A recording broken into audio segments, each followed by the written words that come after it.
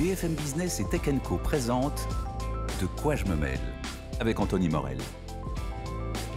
Bonjour à tous, ravi d'être avec vous pour De quoi je me mêle, votre rendez-vous tech préféré du week-end. On est vraiment très content de vous retrouver comme chaque semaine. Alors, vous l'aurez compris, soit à la voix, soit de visu si vous êtes en train de nous regarder. C'est pas François cette semaine, c'est moi, c'est Anthony qui prend les rênes. En mode is no good un peu, voilà, calife à la place du calife. J'en profite, c'est juste aujourd'hui, je vous rassure, François revient dès la semaine prochaine. Il est en délocalisation à Marseille, on l'embrasse très fort, je sais qu'il nous écoute. Mais pour le reste, vous inquiétez pas, rien ne change. On va parler de tech et on a un très beau programme pour vous. C'est parti.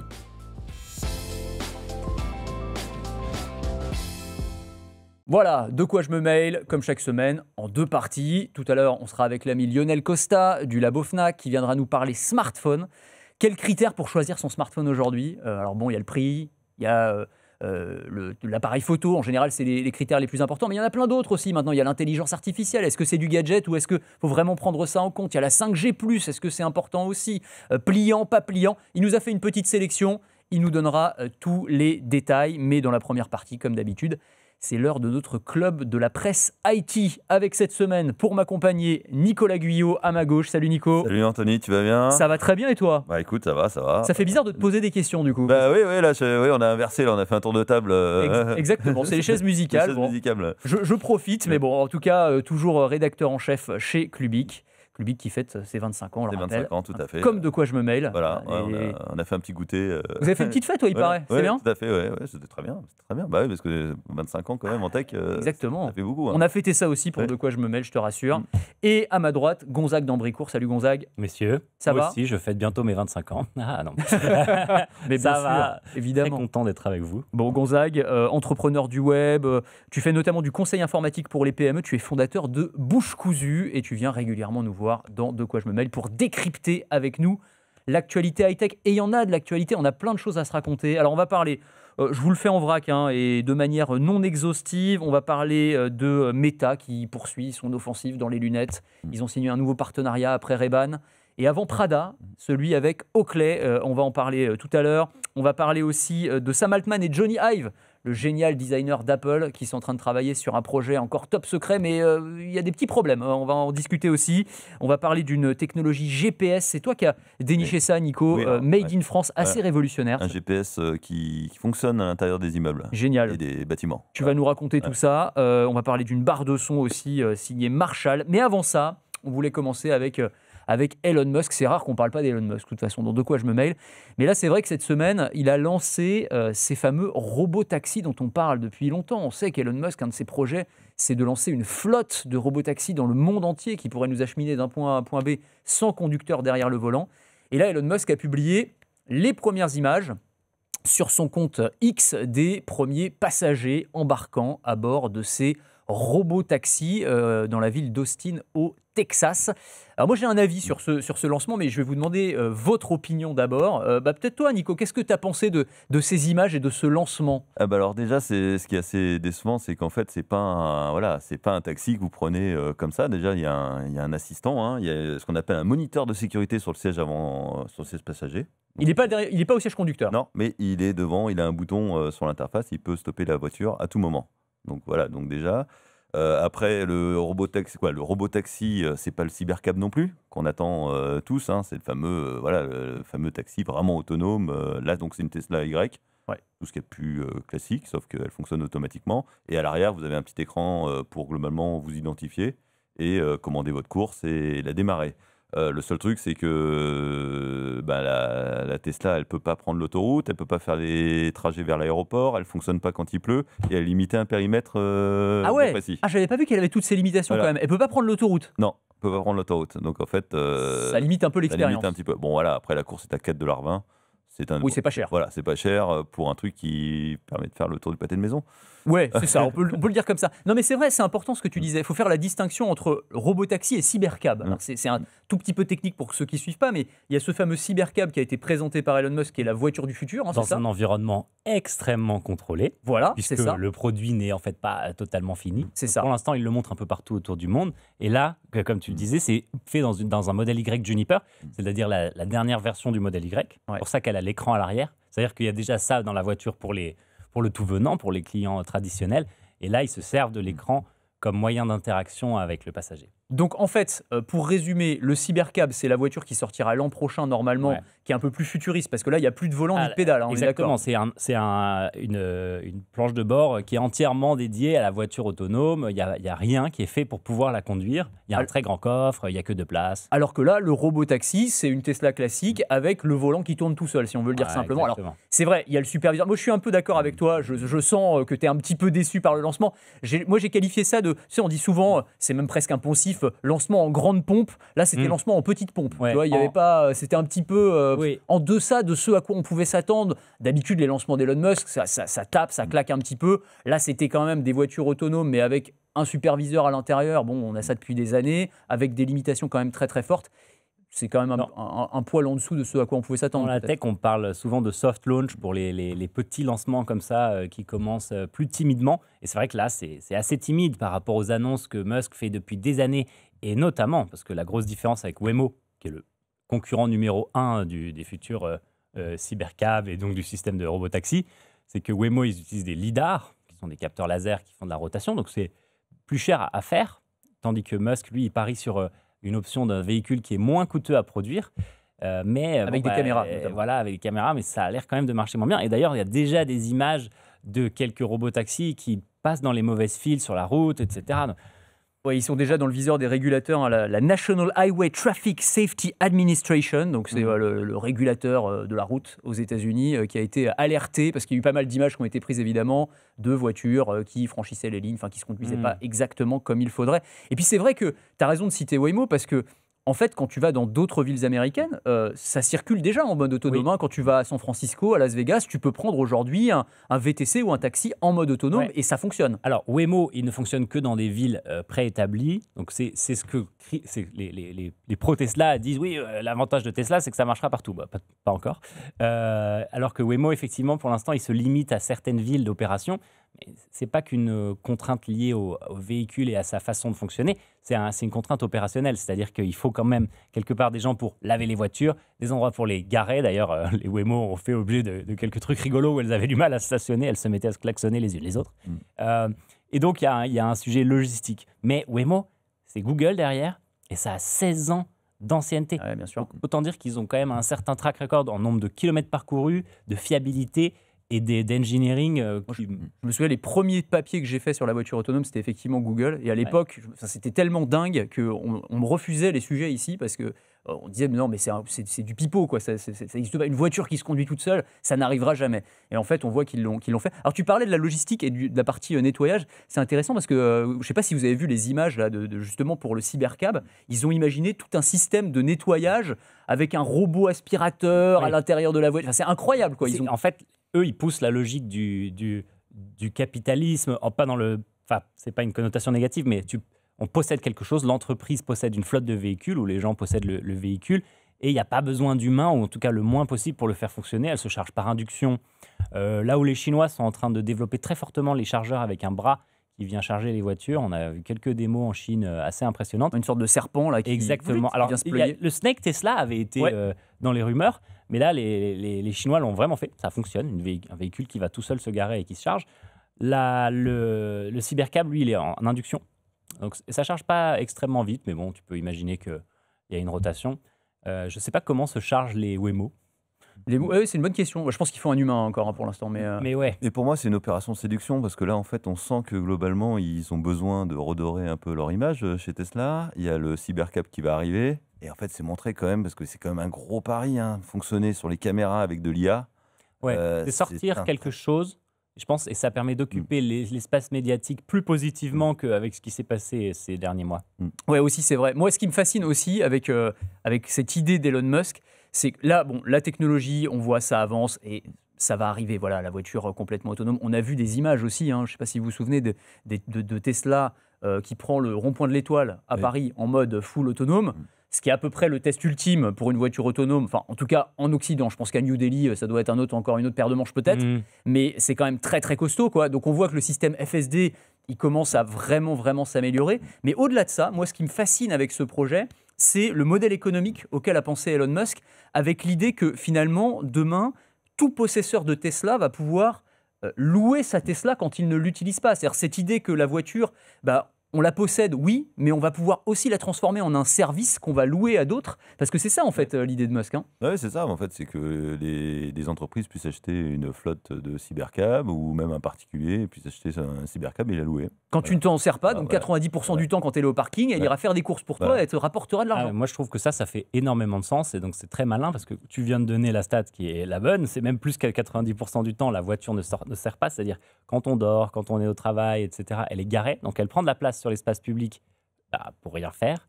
Et en plus, une voiture, ça coûte quand même très cher. Et on est dans une situation économique où les gens font de plus en plus attention à leurs demandes.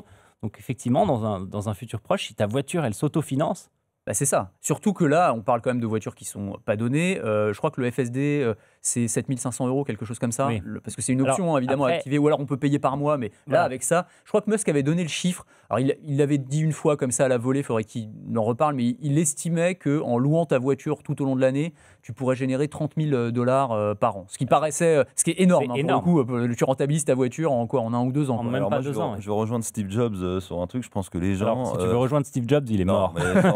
Juste sur un point, alors vas-y. Voilà, sur un point qui disait qu'en fait les gens ont besoin de posséder et en fait la bagnole c'est quand même assez c'est pas, on parle pas d'un ordinateur, d'un téléphone qu'on garde 2-3 ans, voilà. Là c'est quand même des produits qui coûtent cher, qui s'adressent à des gens pour qui c'est une passion. Aujourd'hui la voiture c'est plus une passion qu'un moyen de transport lambda, quoi. Mais ça, c'est encore vrai pour les jeunes générations, tu crois, cette notion de possession de l'objet? La question, ça va être ça. Est-ce que globalement, tu as besoin vraiment d'acheter une bagnole pour la louer et si tu achètes une bagnole, est-ce que tu vas acheter ça, quoi? Ouais, c'est vrai. Le marché s'est vachement transformé sur la location longue durée, LLD, LOA, pardon.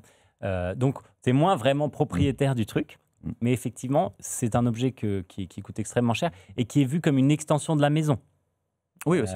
Donc ça, c'est un sujet sociétal assez particulier. Ça fait partie des trucs qui créent les... Cybercab, en fait, le problème, c'est que Cybercab, c'est pour les gens qui habitent dans la ville, parce qu'il y a 2 places. Surtout, il n'y a que 2 places. Ouais, il y a que 2 places. Les Cybercab, je sais pas. En fait, alors, j'ai peur de dire une bêtise, mais ils ont vocation à être commercialisés aux particuliers ou là, pour le coup, c'est plus des flottes? Moi, ce que j'avais compris, c'était plutôt, là, pour le coup, un outil un peu professionnel. Mais moi, j'avais compris que c'était que ça allait pouvoir être aussi utilisé pour des particuliers, pour qui ont besoin d'un véhicule pour se déplacer en ville et qui, effectivement, serait sous-loué après. Après, les voitures sans volant ni pédale, va falloir aussi voir la question de la réglementation. Parce que typiquement, en France, là, aujourd'hui, tu as les voitures autonomes de niveau 3. Donc, ça va de 0 à 5, les voitures autonomes, pour rappel. Elles sont autorisées à condition d'être homologuées, mais avant d'autoriser les voitures, parce que là, tu as sans volant ni pédale, tu es sur du niveau 5 pour le coup. Là, tu ne peux absolument plus rien faire. Donc, je ne suis pas certain que dans un premier temps, il y ait beaucoup de pays qui acceptent ça. Anthony, attention, il y a quand même un point, c'est toutes les démos qu'on voit, il y a toujours quelqu'un à proximité du volant ou de l'interface pour arrêter le véhicule. Ouais. En fait, ils ne sont pas non plus très à l'aise non plus. Alors c'est vrai qu'on voit que ça progresse, parce que c'est effectivement, tu fais le rond-point de l'Étoile, tu vas dans Paris, c'est pas une ville américaine, c'est tout de suite plus compliqué, il y a des gars qui passent en scooter, voilà, c'est un peu la jungle, on va pas se mentir. Mais pour moi, il y a toujours quand même un opérateur à proximité. Donc ça veut dire qu'il y a toujours un potentiel risque. C'est vrai. Absolument. On va s'arrêter là sur Tesla parce qu'il y a beaucoup de sujets à aborder. Mais moi, j'ai hâte de voir le Cybercab.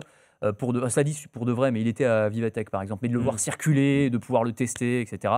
On verra ça l'année prochaine normalement, puisque c'est la date de son industrialisation, en tout cas en théorie. On va parler de Meta.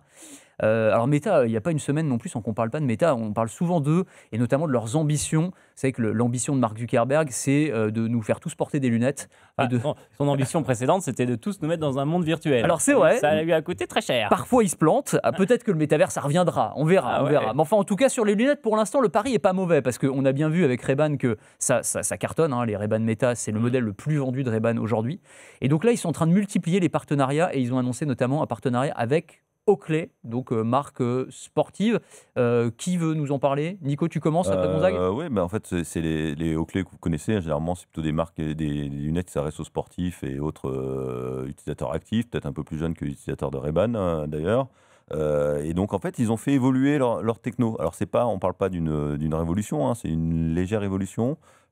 Capteur vidéo amélioré, on filme en 3K maintenant, autonomie doublée.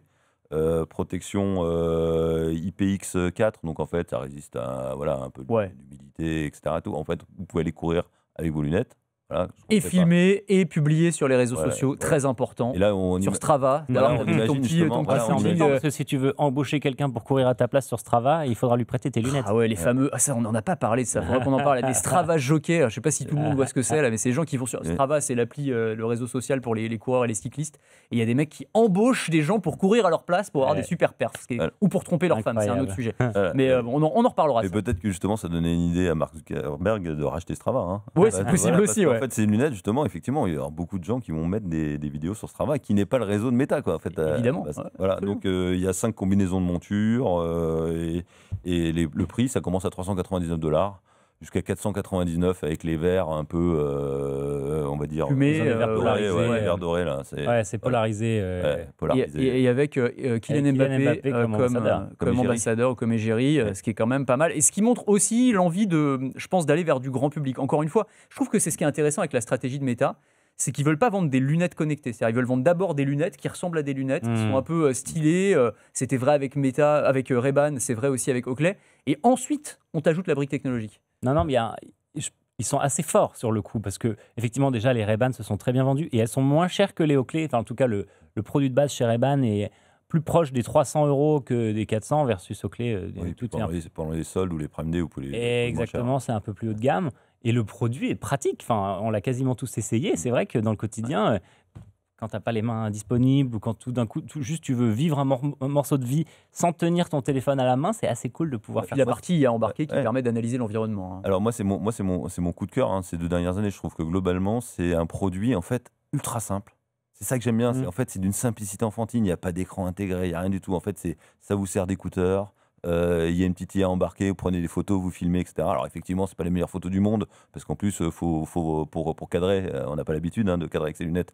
Donc voilà. Mais après, l'IA, elle est perfectible, mais c'est un produit d'une simplicité confondante. C'est vrai. Non, mais excuse-moi, peut-être, je te coupais, mais c'est pas si cher, quoi. Oui, mais c'est Pour accessible. tout ce que ça fait, à savoir, ça peut être des lunettes de soleil avec du style et embarquant l'appareil photo, la musique qui est très agréable d'ailleurs. Et puis c'est une option. Moi, ce que je trouve malin aussi dans leur stratégie, c'est ça. On avait il y a pas longtemps là le patron d'Essilor-Luxottica, donc qui fabrique les lunettes, qui était sur BFM Business, et il nous disait en fait le but c'est que demain, quand tu arrives chez l'opticien, tu choisisses l'option IA comme tu choisis aujourd'hui l'option anti-reflet. C'est quasiment ça. C'est genre, tu as des lunettes et puis tu ajoutes les briques dont tu as besoin. Donc ça peut être l'IA, ça peut être la caméra embarquée parce que tu veux te filmer en train de faire des exploits sportifs ou pour faire des pranks. Il y en a beaucoup qui font ça maintenant avec les lunettes. Bon, c'est pas forcément une tendance à suivre, mais enfin pourquoi pas. Et puis là, l'étape d'après, et c'est là aussi que c'est très malin, c'est qu'ils font ça graduellement. Ça va être pour le coup la réalité augmentée. On sait qu'ils travaillent sur des lunettes holographiques. Réalité augmentée. Alors après, moi j'ai peur que justement ce soit le moment où en fait ça bascule vers un produit en fait cher et peu utilisable au quotidien. Tu crois ? Moi je pense qu'ils devraient surtout se concentrer sur l'OS et sur les services. Moi par exemple pour l'utiliser, tu vois, l'IA, je la trouve encore faiblarde. Je trouve dommage qu'ils aient pas fait un partenariat avec un Google Maps ou un autre service de géolocalisation parce qu'en fait ce serait absolument fabuleux de pouvoir vraiment se faire guider avec le truc intégré parce qu'après vous pouvez lancer Google, vous êtes en Bluetooth. C'est des écouteurs en fait, c'est conduction osseuse. Mais après, là, pour le coup, en réalité augmentée, t'imagines, c'est 10 fois mieux. Tu as le GPS qui s'affiche dans ton. Moi, c'est le rêve. Mais c'est 10 fois mieux, mais il ne faut pas que ça vienne compromettre justement cette simplicité d'utilisation. Il ne faut pas que ce soit un truc qui bouffe de la batterie. Il ne faut pas que ce soit un truc qui vienne te foutre une information dans l'œil pendant que tu es en train de conduire ou tu es en train de marcher. Tu vois. En fait, il faut que ce soit un truc naturel et bien fait. Et pour l'instant, j'ai pas encore. Alors peut-être qu'ils vont monter progressivement, ce que tu disais, ils vont peut-être faire un modèle un peu plus dédié aux geeks. Mais moi, ce que je trouve génial avec ce produit, c'est que vous le prêtez à des personnes qui ne sont pas du tout technophiles. J'adore, en fait. C'est simple. L'effet waouh est vraiment immédiat, y compris sur des publics effectivement, qui ne sont pas forcément fans de techno. Il y a un côté rigolo, tu te prends un peu pour James Bond. Oui, il y a ça aussi. Il y a un côté un peu agent secret, quoi. Régressif, quasiment. Ouais, c'est vrai. Et puis, il y a un vrai intérêt market là-dessus, parce que Google a quand même annoncé lors de leur ils ont annoncé lors de leur dernière conférence des lunettes connectées également. Bien donc, sûr, ça revient. C'est en train de revenir. Ouais, mais alors tu vois, quand Zuckerberg, c'est pour ça peut-être qu'il a raison, on verra, ou alors peut-être qu'il va se planter comme pour le métavers, on verra, mais lui vraiment, son idée, c'est de dire, comme Steve Jobs à l'époque disait, on est passé à l'ère post-PC, quand les iPhones sont arrivés, et pour le coup, il avait raison. Alors ça ne veut pas dire que ça a remplacé le PC, mais en tout cas, on a beaucoup utilisé les téléphones, évidemment. Là, on va entrer dans l'ère post-smartphone. Lui, son pari, c'est ça, c'est que ces lunettes, elles pourraient remplacer nos smartphones. Moi, j'ai du mal à y croire, je vous avoue, mais lui, en tout cas, c'est sa conviction aujourd'hui. Non, les wearables, tous les appareils qui se portent, les montres connectées, les smartphones, les lunettes connectées, les casques de réalité augmentée, effectivement, viennent soit compléter, soit remplacer certains appareils. Et le fil rouge, de toute façon, on le connaît. Hein. Ça va être l'IA, en fait. Évidemment. L'IA, en fait, le truc, c'est ce qui va faire qu'on va pouvoir se passer des interfaces graphiques, c'est l'IA. Parce que l'IA, aujourd'hui, est capable, on peut avoir une discussion naturelle avec une IA, on peut... Alors, les Ray-Ban, il y a encore du boulot, mais en fait, avec votre téléphone, vous faites le test, hein, vous lancez un Gemini. Oui. Notamment, pour moi, c'est celui qui est le mieux intégré aujourd'hui. Ou un ChatGPT en mode vocal avancé. Voilà. Mais ou dans un vidéo. Fonctionne très très bien. Mais dans un téléphone, je trouve que Gemini, aujourd'hui, c'est ce qu'il y a de mieux au niveau intégration. Vous posez des questions, ça vous répond. Et à ce moment-là, vous vous dites, avec des écouteurs ou une paire de lunettes, est-ce que j'ai encore besoin d'une interface graphique pour savoir s'il va faire beau aujourd'hui, si mon train est à l'heure, et pour commander, je sais pas, une paire de baskets sur Amazon. Excellente transition. Mais alors là, mais on vraiment, ne peut pas faire une meilleure transition. on dirait que vous avez fait ça toute votre vie, les amis. Parce que vraiment, on parle IA, on parle wearable, on parle nouvelles interfaces, et on va évidemment parler du projet de Sam Altman et de Johnny Ive qui travaillent précisément là-dessus, qui travaillent sur des nouveaux devices, des nouveaux wearables, alors qui sont encore un petit peu mystérieux, mais qui nous permettraient d'interagir avec l'intelligence artificielle autrement. Donc ce projet qui s'appelle IO, donc I et O, les deux lettres, hein, et dont on entend parler depuis quelques mois. Donc je rappelle pour ceux qui ne connaissent pas, je pense que tous les auditeurs et téléspectateurs connaissent Johnny Ive, mais bon, c'est ce designer génial qui a notamment travaillé à l'époque de Steve Jobs et après chez Apple, et puis ensuite qui est parti en indépendant et qui est donc en train de travailler sur cette nouvelle génération de produits. Sauf que il y a quelques petits couacs. Oui, alors en fait, faut rappeler que Sam Altman a racheté la boîte de Johnny Ive, 6 milliards. Oui, Pour une boîte qui, en fait, on ne sait pas ce qu'elle fait. Et on sait juste qu'il y a un designer de talent à la tête de la boîte, hein, et des anciens d'Apple aussi. Parce qu'ils sont pas, il est pas seul. Hein. Il y a Hans Sankey, qui est ancien VP design Apple, et Tang Tam, qui est aussi un bon gars. Et en fait, ils sont en train de travailler sur un device, sur un appareil gavé d'IA, et on ne sait pas ce que c'est. On se demande si c'est pas il y a des petits indices, ou si c'est un petit boîtier d'enregistrement style le Notepin de Plod.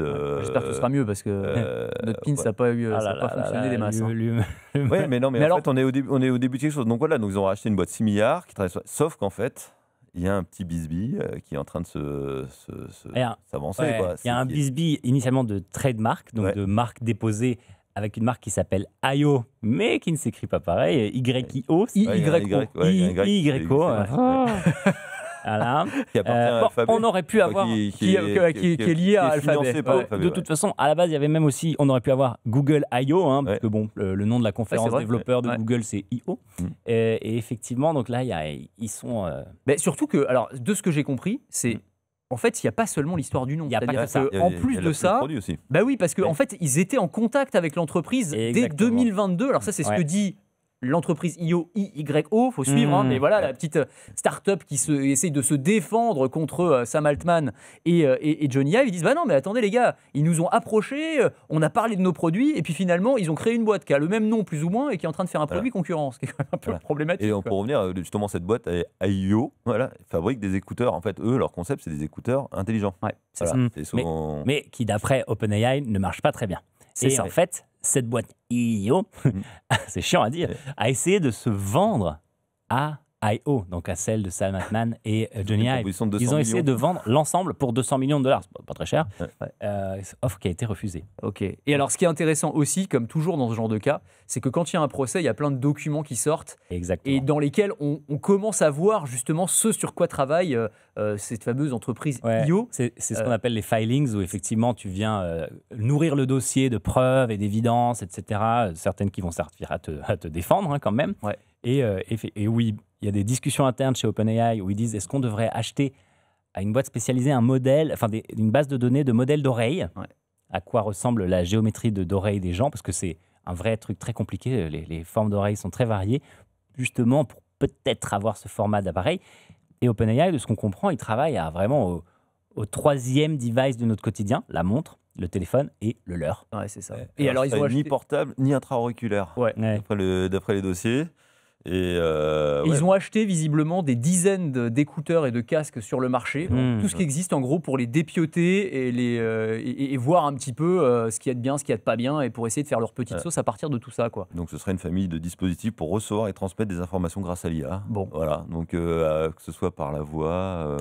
Donc a priori, ça se mettra dans l'oreille, hein, vous avez compris, Ouais. dans ou sur l'oreille, on ne sait pas trop d'ailleurs, Voilà. mais ça se passera au niveau des oreilles et ça permettra de communiquer avec l'IA. Ça peut tenir sur la poche, mais attention parce qu'il y a un truc moi qui m'a troublé en fait. Ça peut tenir dans une poche ou sur un bureau, ou se poser sur un bureau. C'est le schmilblick, tu Voilà. sais. Est-ce que le schmilblick Ouais. tient dans la poche? Voilà. Est-ce Mais- que ça va être un projecteur laser? Non, mais Ouais, ça rappellera quelque c'est fou. chose. Et de toute façon, entre-temps, il y a une injection, une injonction temporaire. En fait, ils ne peuvent pas sortir quoi que ce soit. Ouais. Ouais. Ils sont bloqués là. Et Ça voilà, ils va doivent finir limiter devant l'utilisation un juge. du nom IO, et donc Ouais. ils ont enlevé beaucoup de matériel promotionnel qu'ils avaient mis sur leur site.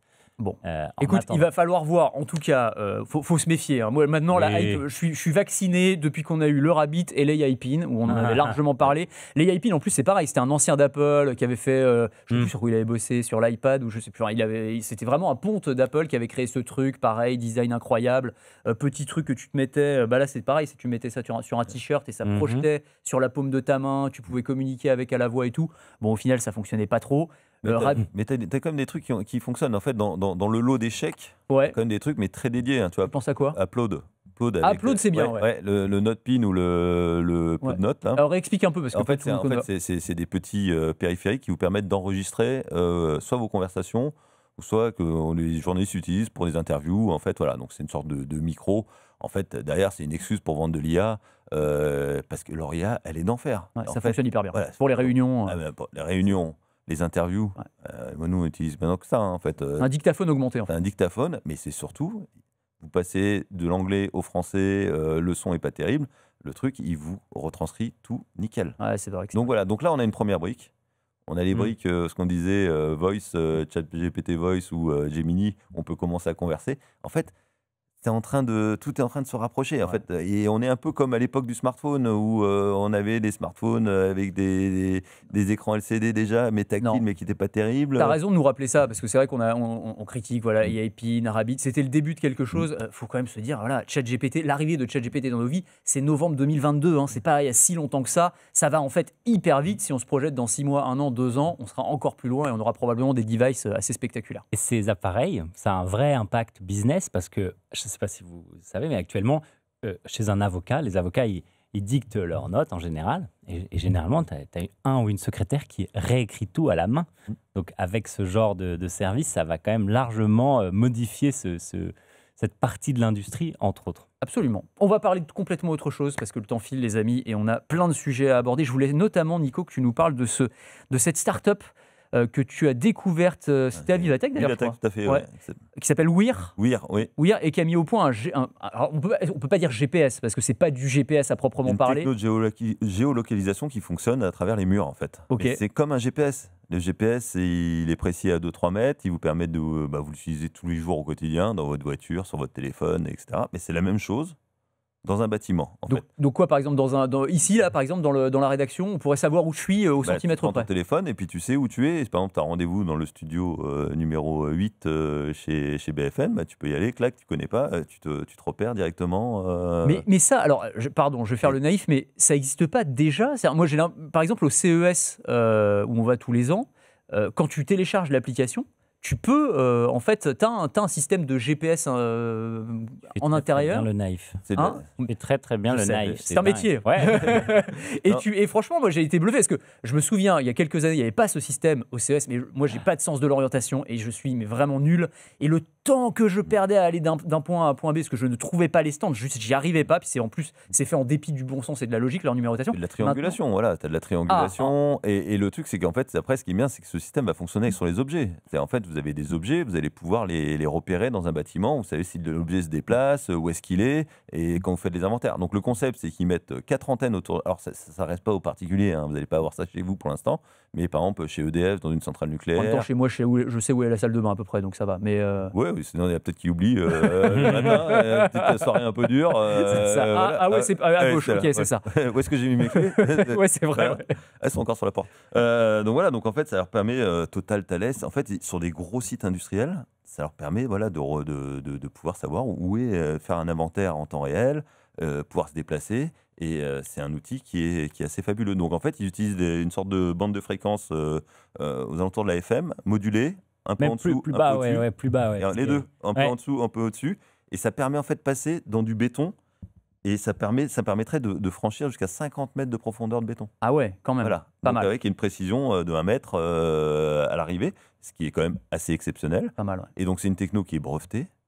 Et Donc- là, l'étape numéro 2, donc qui est utilisée d'un point de vue industriel, maintenant l'étape numéro 2, c'est envoyer des satellites avec cette techno Ah oui. pour justement avoir une précision déjà encore améliorée par rapport au GPS, parce que le GPS est quand même assez limité, mais il y a Galileo qui est normalement censé un peu compenser, mais bon, on n'en voit pas, on n'entend pas trop parler de Galileo. Hein.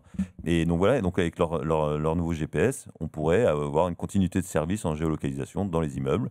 Et voilà, et leur objectif numéro 1, c'est miniaturiser leur puce pour l'intégrer d'ici à 2030 dans un iPhone. Donc c'est un système qui... Ah oui, ok, d'accord. Ouais. Ouais, donc c'est intéressant, il va falloir qu'ils convainquent aussi les industriels. Ça va être la prochaine grande étape, j'imagine, pour eux.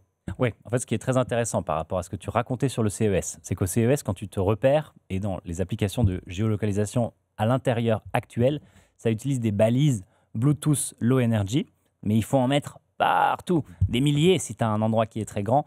Et le problème de ces balises, c'est qu'il faut leur mettre des piles, qu'il faut changer, machin. Donc la maintenance de ce genre de truc est colossale. Versus là, c'est en fait, tu as les fameuses antennes ou dans le futur les satellites et le boîtier qui émet et reçoit en même temps du signal.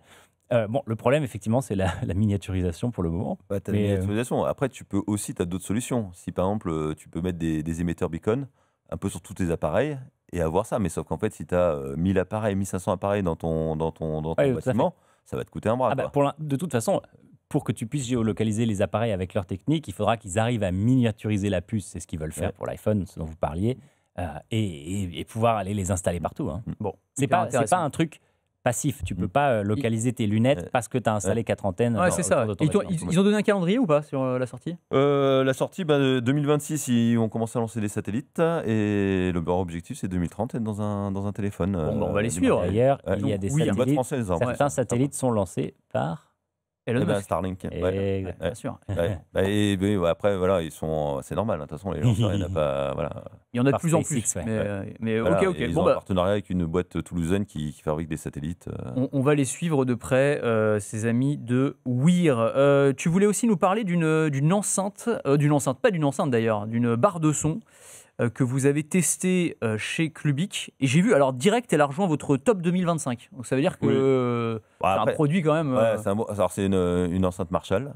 C'est leur première Marshall, hein. C'est leur première barre de son à glisser sous le téléviseur. Et donc voilà, donc le concept, on reconnaît, hein, il y a les codes de Marshall. Ouais, le design. magnifique.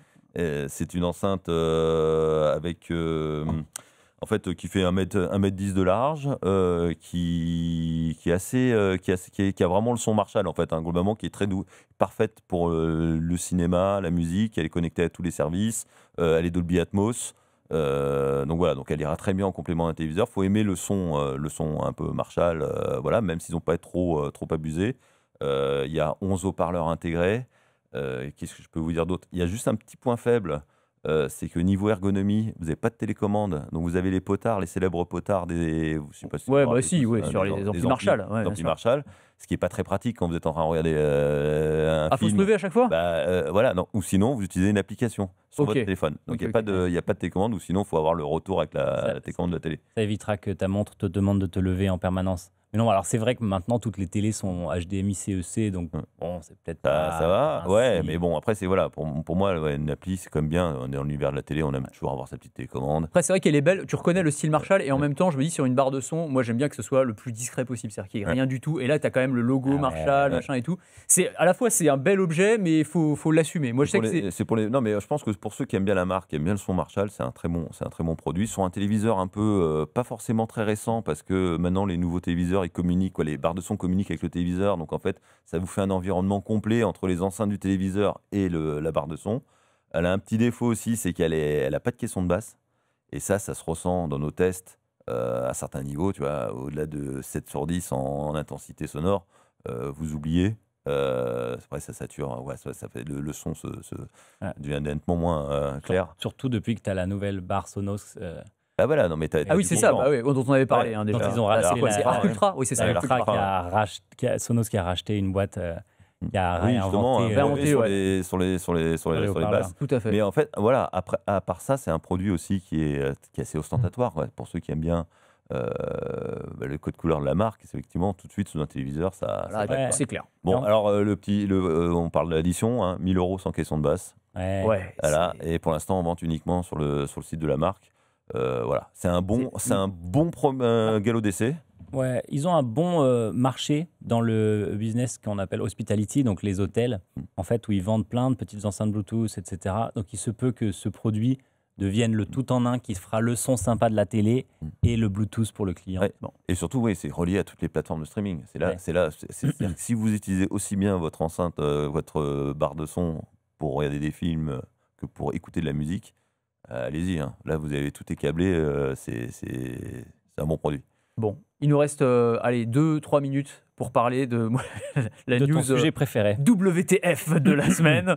Le partenariat que personne n'avait vu venir entre ChatGPT, enfin OpenAI, et Barbie, Mattel. Le mariage de ChatGPT et de Barbie. Alors là, mais ce communiqué un peu lunaire, je dois dire, parce qu'en plus, il n'y a pas énormément d'infos en vrai, mais on comprend que Mattel, donc Barbie, Hot Wheels, enfin plein de jouets pour enfants, vont travailler sur une nouvelle génération de jouets augmentés par l'intelligence artificielle. On va pouvoir parler à la Barbie. Ouais, ils ont même pas donné tant de détails que ça. En fait, pour l'instant, OpenAI a annoncé mettre à disposition des modèles un petit peu spécifiques et des données spécifiques au groupe Mattel.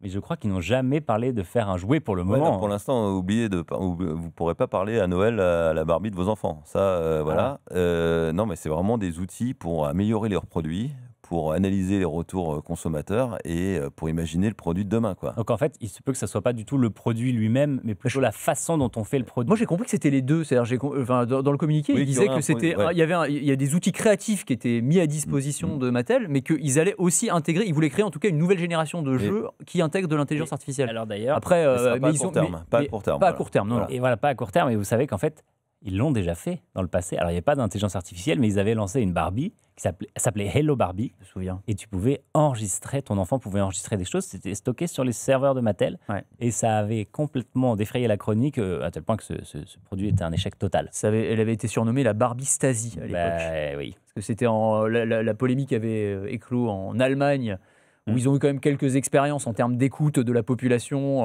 Voilà, bon, on va dire. C'était pas mal. Le musée de la extraordinaire. Alors, si vous allez à Berlin, c'est un truc petit tips voyage. Allez visiter le musée de la Stasi, c'est un truc de malade mental. Tu as toutes les techniques d'espionnage qui étaient utilisées à l'époque. T'as les Barbies de l'époque. Absolument fascinant. Le truc, c'est que vraiment, pour le coup, c'était pas du tout passé, quoi, ce truc-là. Et bon, c'était un énorme bad buzz, forcément. J'imagine que là, l'idée, ça va être de ne pas reproduire ça et de faire très attention. Mais trouver une place aussi auprès des jeunes, des plus jeunes. C'est en fait aujourd'hui la dématérialisation, les consoles de jeux, les smartphones, le jeu vidéo. Ouais. En fait, comment tu te positionnes avec un objet qui est quand même qui est assez. Non, mais si tu sors de la Barbie, je pense que vraiment il y a ce truc de intégrer de l'IA, parce qu'il y a eu plein de trucs. Aux États-Unis, c'est déjà une réalité où dans les peluches, par exemple, tu vas avoir des peluches avec ChatGPT Inside et tu peux personnaliser l'histoire que tu vas raconter à tes enfants. Tu peux rajouter le nom de ses copains. Elle va même pouvoir s'adapter au niveau de vocabulaire en temps réel. Enfin, tu vois, tu as tout ce truc aussi. Ils ont déjà quand même précisé que sur les produits qui intégreront de l'IA sont interdits aux moins de 13 ans. Ouais. Parce qu'en fait, ça veut dire que il y a possibilité d'halluciner. Les IA ils peuvent commencer à te sortir des trucs un peu bizarres. Donc en fait, à mon avis, ils sont en train de cadrer tout avant de se lancer. Ils vont pas faire un truc, je récupère un petit modèle, je le fous dans une Barbie qui a un micro et puis qu'on appelle ça un écouteur, un haut-parleur. Voilà. Ils vont pas faire ça comme ça. Bon, on va s'arrêter là parce qu'on est au bout du temps qui nous est imparti. On aurait pu continuer à en parler pendant des heures. C'était passionnant tout ça. Merci beaucoup à tous les deux. Vous restez avec moi. On a le petit bonus à enregistrer, réservé à ceux qui nous écoutent en audio, en podcast. Et donc, on va parler de Telegram. Mais je vous dis pas pourquoi, sous un angle très particulier. Vraiment, écoutez le petit bonus. Et puis, on se retrouve dans la deuxième partie tout de suite avec l'ami Lionel Costa pour parler smartphone. Merci de votre fidélité. À tout de suite. De quoi je me mêle sur BFM Business et Tech & Co.